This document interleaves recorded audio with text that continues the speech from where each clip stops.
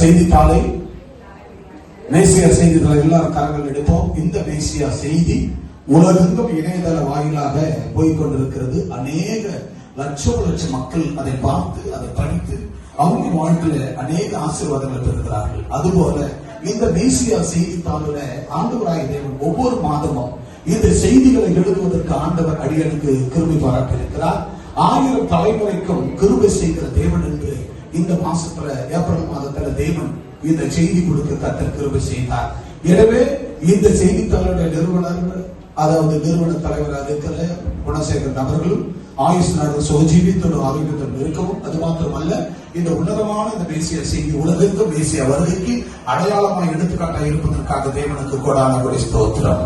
எனவே இந்த மேசியா செய்தித்தாள் உங்க கையில 3 பிரதி 4 கொடுக்கப்பட்டிருக்கு. ஒன்று நீங்க எடுத்துக்கொள்ளுங்க.